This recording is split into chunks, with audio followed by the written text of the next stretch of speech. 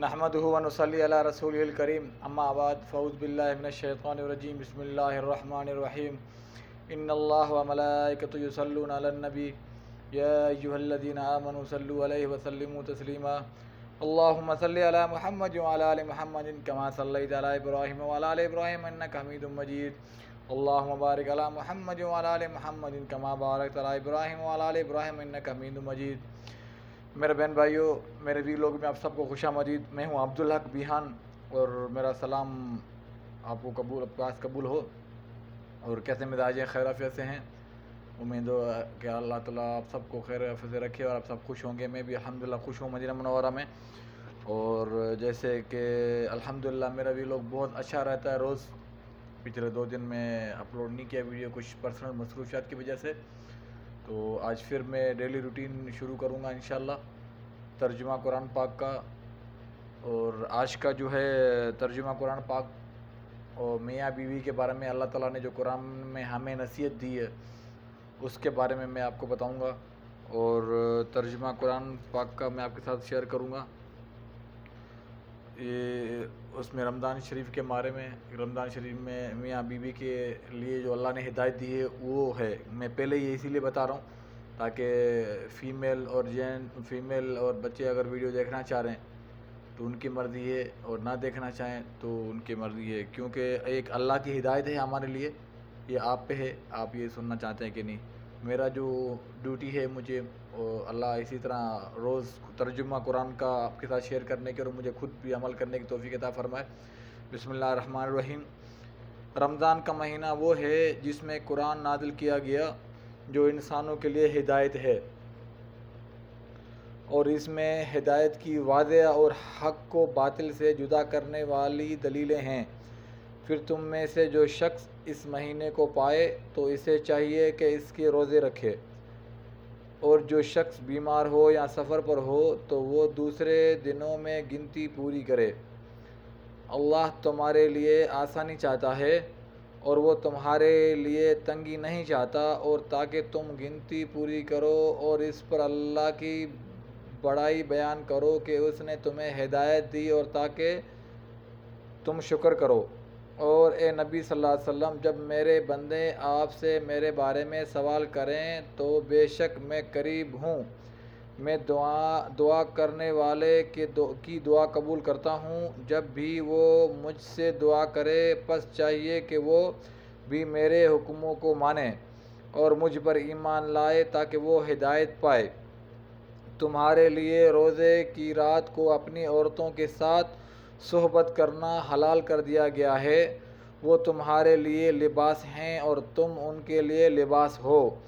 اللہ نے جان لیا کہ بے شک تم اپنے آپ سے خیانت کرتے تھے، چنانچہ اس نے تم پر توجہ فرمائی اور تمہیں معاف کر دیا، اس لیے اب تم ان سے ہم بستری کر سکتے ہو، اور اللہ نے تمہارے لیے جو لکھ رکھا ہے وہ تلاش کرو اور کھاؤ اور پیو حتیٰ کہ تمہارے لیے صبح کی سفید دھاری کالی دھاری سے واضح روشن ہو جائے، پھر تم روزے کو رات تک پورا کرو، اور جب تم مسجدوں میں اعتکاف بیٹھو تو اپنی عورتوں سے ہم بستری نہ کرو، یہ اللہ کی حدیں ہیں، لہذا تم ان کے قریب مت جاؤ۔ اللہ لوگوں کے لیے اپنی آیاتیں اسی طرح بیان فرماتا ہے تاکہ وہ متقی بنیں۔ اس میں کوئی شک نہیں، اللہ تعالیٰ نے یہ قرآن پاک اور یہ آیتیں ہمارے لیے نازل کی ہیں تاکہ ہم ہدایت پا سکیں۔ اس میں تفسیر میں ایک اعرابی کا قصہ رکھا ہوا ہے۔ ایک اعرابی نے نبی کریم صلی اللہ علیہ وسلم سے یہ پوچھا، مجھ پر کتنی نمازیں فرض ہیں؟ آپ صلی اللہ علیہ وسلم نے فرمایا 5، البتہ تو نوافل پڑھنا چاہے تو تیری مرضی۔ پھر پوچھا کتنے روزے فرض ہیں؟ آپ صلی اللہ علیہ وسلم نے فرمایا ماہ رمضان کے الا یہ کہ تو نفلی روزے بھی رکھنا چاہے۔ پھر اس نے زکوٰۃ کی فرضیت کا بھی سوال کیا۔ پھر رسول اللہ صلی اللہ علیہ وسلم نے اسے اسلام کے اصول بتائے، تو اعرابی نے کہا اللہ کی قسم، یہ سب چیزیں میں فرض بھی نماز پڑھ لوں گا اور نوافل بھی، سنت بھی، اور اس کے ساتھ زکوٰۃ کے ساتھ صدقہ خیرات بھی۔ اور اللہ تعالیٰ آپ سب کے لیے میری مدینہ منورہ سے بہت ساری دعائیں، اور اللہ تعالیٰ آپ سب کو حضور کے روزے کی زیارت نصیب کرے، اللہ تعالیٰ آپ کو حج عمرے کی سعادت نصیب کرے، اور اللہ تعالیٰ آپ سب کی نیک حاجتیں پوری کرے۔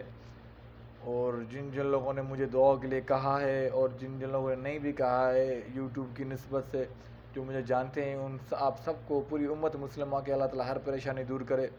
اللہ تعالیٰ بے اولادوں کو صالح اولاد عطا فرمائے، اور جن کو اولاد ہے ان کو اپنے ماں باپ کی خدمت کی توفیق عطا فرمائے، ان کو اچھے اخلاق عطا فرمائے، اور بے روزگاروں کو اللہ تعالیٰ رزق حلال عطا فرمائے، اپنے غیب سے رزق عطا فرمائے، اور جو پریشان ہیں، جو ان کی نیک حاجتیں ہیں، اللہ ان سب کی نیک حاجتیں پوری کرے۔ اور مجھے آپ سب کی سپورٹ کی ضرورت ہے۔ یہ قار خیر کی قرآن شریف کا ترجمہ میں آپ کے ساتھ ڈیلی شیئر کروں گا انشاءاللہ، اور آپ خود بھی سنیں اور دوسروں کے ساتھ شیئر بھی کریں، خود بھی سبسکرائب کریں، دوستوں کو بھی کہیں سبسکرائب کریں۔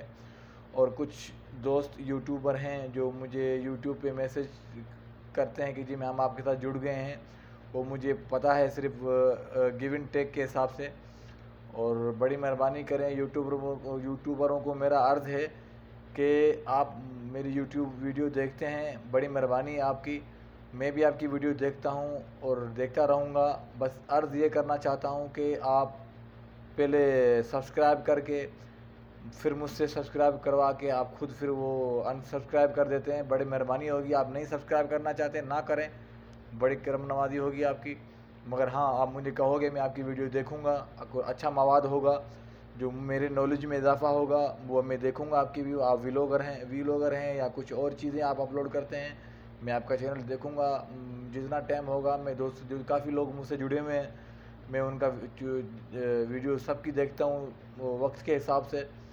تو میرا عرض یہ ہے سب سے کہ بڑی مہربانی کریں کہ آپ میرا سبسکرائب کر کے بعد میں انسبسکرائب مت کریں، کیونکہ پھر یہ چینل پہ اثر پڑتا ہے۔ میرا کام یہ کار خیر ہے، قرآن شریف کا ترجمہ ہے، میں آپ کے ساتھ شیئر کرتا ہوں، اس میں میرا اپنا بھی فائدہ ہے، اور جس میں مجھے خود بھی جب میں پڑھتا ہوں ظاہر بات ہے مجھے بھی ہدایت ملتی ہے، اور اللہ ہدایت دے۔